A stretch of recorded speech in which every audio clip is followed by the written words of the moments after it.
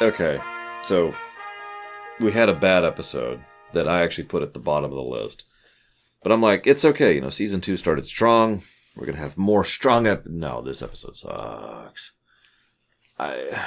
There's no logic to it. It doesn't have any oomph or power or sense make or characters or plot. Even the thread is silly.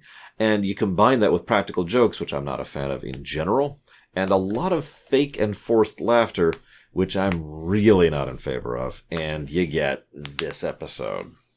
Even the conclusion literally comes out of nowhere, and for no explained reason.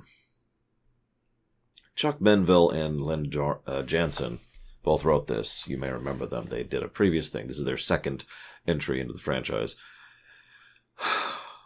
It's another thread episode, as of course it is. A lot of the TAS episodes are thread episodes. And it's another Practical Joker thing. I'm sure that's a colossal coincidence, but it is funny to consider what BEM was supposed to be. So, so the episode starts, and it's like, hey, everything's smooth sailing. Seconds later, they get attacked by 3 Romulan warbirds who are like, ha, we're going to kill you. And even though you actually haven't done anything justifying it, we're going to kill you because we're evil. Hey, I actually have a mustache I can do this with now. Totally evil. I don't think it's long enough. It's not working out.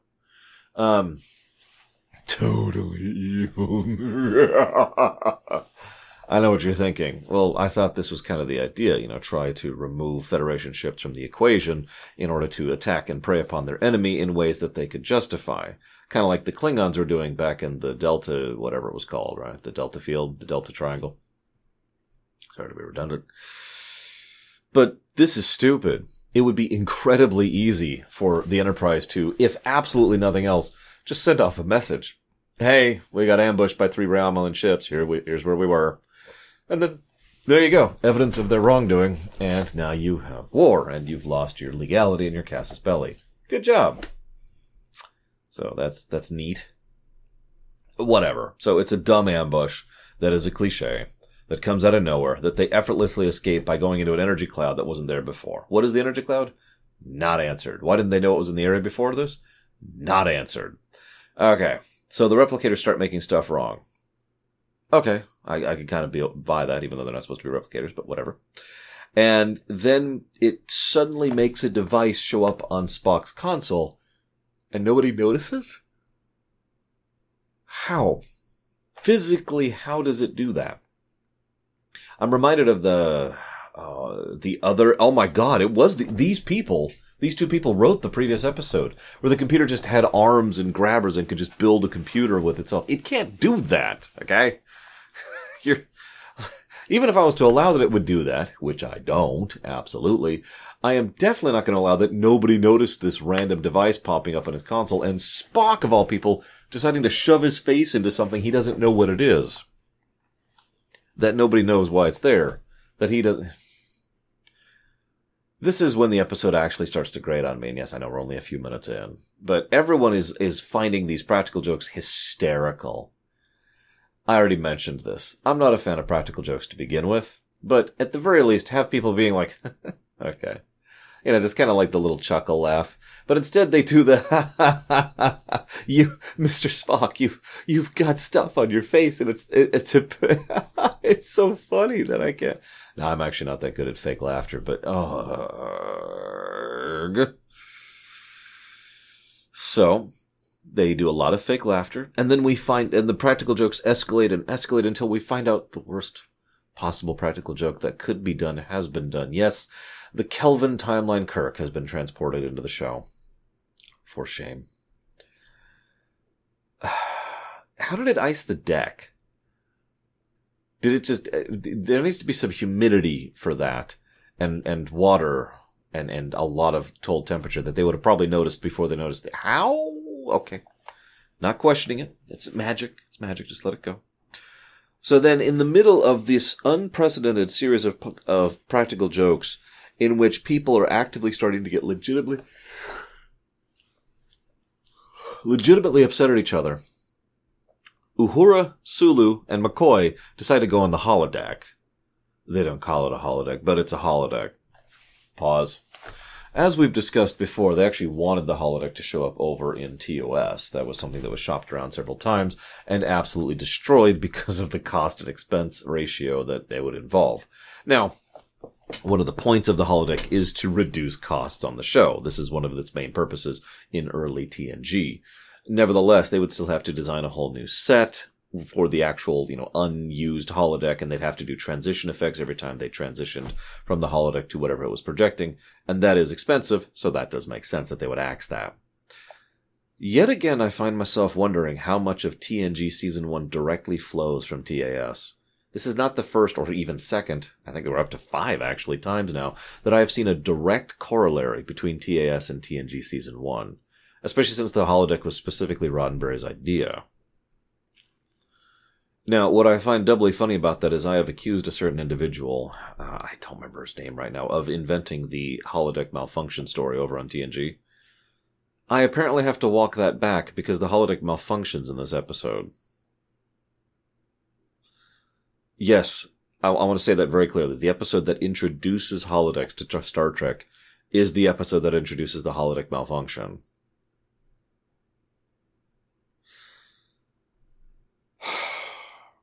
Can you not think of anything else to put in? I mean, I don't know. Maybe it's just me. I just feel like there's a general lack of, jeopardy and danger and action in a holodeck malfunction. Maybe that's just me. Maybe I'm just sick to death of it, and just my tolerance levels are that low. Because I feel like there's so many awesome, amazing things you can do with the holodeck, and they just keep hitting the same frickin' note over and over again. Oh, sorry, it's malfunctioning again. And yes, I know, in universe, the other 99.9 etc. times, the holodeck is fine. The only times we see the holodeck is when it malfunctions. That makes sense. That's camera time. But it doesn't make it interesting, especially since it's the same damn thing every time we see it. Not every time, but an extraordinary percentage of the time. That all being said,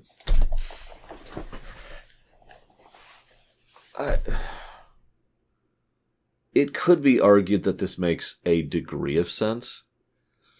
But, man, you have... what is my yawn today? You have to really twist this to make sense. So holodecks were invented back in Enterprise. I actually complained about that mightily back in that episode. I actually received Lamentations status, though not for the holodeck. That was just bonus points at that point. And so we've already been introduced to the holodeck about... 150 years before this? I'm like, a huge chunk of time, right? So, okay, holodecks have already been introduced to Star Trek. No, it's more like 50 years, my bad. Anyways, still a huge chunk of time. So, okay, fine. That's dumb, but fine.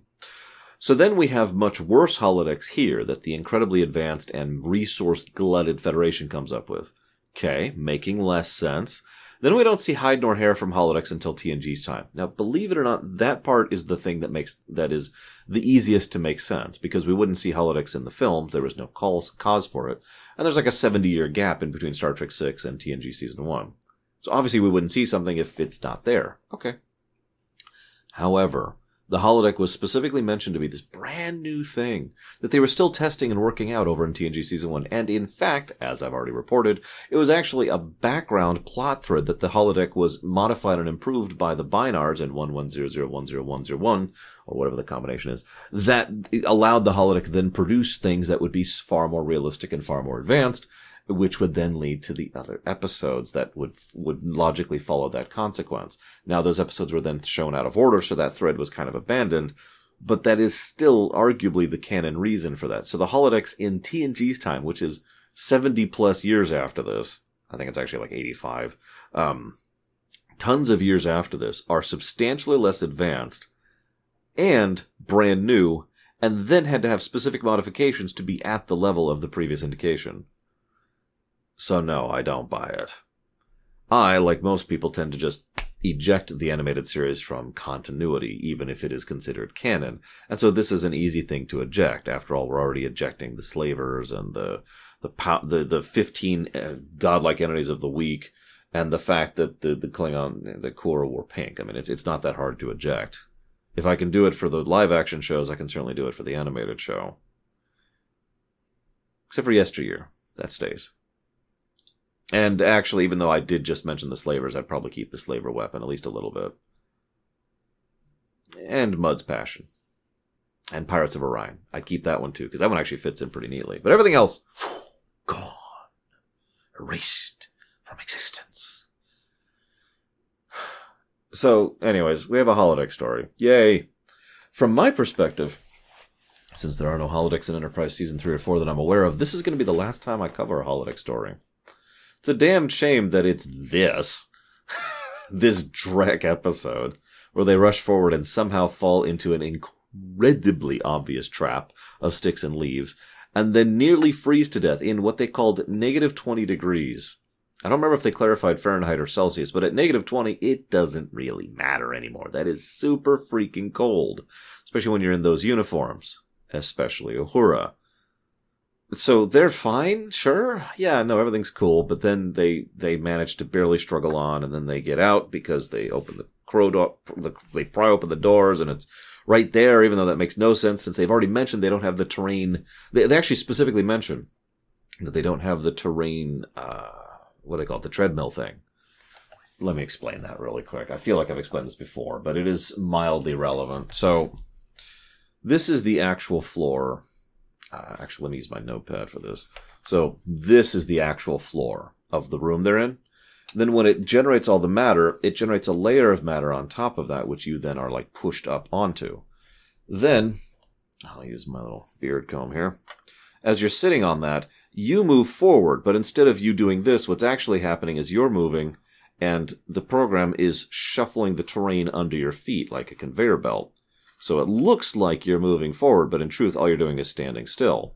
And thus it can create the illusion of a much larger space than the actual room. That's how the holodeck works. It's one of many, many reasons why the holodeck actually doesn't make sense the more you think about it. What? I've said it before and I'll say it again. Something just plugs into your brain, Matrix style, would actually make a lot more sense if you absolutely had to have a holodeck. And we'll consider that when we get to the Trek rewrite at that point. But, point being, they obviously don't have that because Uhura flat out says if we just keep walking, we'll hit a wall. Which means the total space they're allowed in this holodeck is relatively small. It's the space that the room is. Which means they're severely limited on what they can do, despite the fact that they were just talking about taking a walk in the forest and possibly going swimming. Even though none of that makes sense, because how are they going to swim underneath the floor or carry the two? You know what, I give up. This is an episode where the Enterprise can just magically make the corridors into ice. Whatever. So, the focus on most of the episodes on the holodeck malfunction, too. That's the best part. In addition to being the holodeck malfunction, it's the primary impetus for a huge chunk of the story. Like, I'd say a third of the whole story is just them being stuck on the holodeck while it's trying to kill them. You know what? This is when I want to point out that an AI that is effectively not a full AI, right? Probably not even a VI by most standards. So a relatively low-tier intelligence is suddenly trying to interact with things in a way that it finds funny. How does it define funny? We human beings, who are fully sentient sapient beings, have a wildly, drastically different sense of humor. Every single one of us, it's something I've actually commented on before. While there is such a thing as broad humor that hits most classifications and categories of humor, generally speaking, we all tend to find different things funny. And that's amongst people who are at least of the same species and high-level intelligence. This thing is neither of those things. So, this is something that could be a full-on horror film. This is brilliant horror material, actually. This is some terrifying force that is trying to interact in ways that don't make any real logical sense simply because it amuses it. The idea of pumping, the nitrogen or whatever into the atmosphere, the laughing gas, is one of the most low-tier things it could do, and there is a general feeling of it escalating and getting more violent as it goes. This leads, of course, to it deciding to go and prank the Romulans. And then one of the last acts it does is it sends Kirk into a place that Kirk is terrified of. At least that's what the computer thinks. Because it's trying to actively hurt him at that point, which is indeed one of the points of a practical joke. This then leads to the Enterprise somehow magically coming up with a giant inflatable balloon of itself that it throws out into space. Spock flat out mentions that it's something like 20 times the size of the Romulans. No, I give up. This is when the stuff was pumped into the atmosphere, they all just started tripping balls. That's what this episode is. Naturally, the Romulans are like, oh my gosh, and decide to destroy it, and it deflates in space because it's a balloon. And then Kirk pulls the most obvious reverse psychology thing I've seen possibly ever in order to trick it to go back into the cloud. This fixes everything. Why? Better question. How did Kirk know it would fix everything? None of this is explained or makes any sense whatsoever. And then, the Romulans are being pranked by malevolent AI. Screw this episode. I don't find anything redeemable about it whatsoever. The only thing that salvages this from lamentation status is the fact that it doesn't have that extra little oomph behind it. And the fact that I forgot to turn on the lighting for the lamentation. I could easily reclassify this as a lamentation. It is one-off at absolute best. Screw this episode. If you're wondering, the thing I could justify being the last little oomph is the holodeck thing. But I'm going to let it go. This is the bottom of the barrel, though. This is the worst episode I have seen so far of TAS. And if this isn't a lamentation, I don't know what is.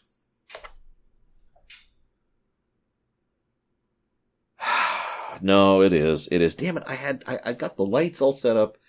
See, the problem is sometimes I don't decide if something's a lamentation until I've already talked my way through it. Reprocessing and reanalyzing my thoughts helps to clarify these things. And that's a problem when you have to set up the lights in advance for that kind of a thing. I think I am going to classify this, though. I think this is going to be our lamentation for animated series. Surely there won't be any others. There's only like 4 episodes left. Oh, God, I don't even know. I don't even know what's coming up next. But I do hope you'll be there for it with me. And I look forward to everyone in chat, or excuse me, in the comments telling me that I am wrong for classifying this as a lamentation. I do hope you've enjoyed regardless. I'll see you next time.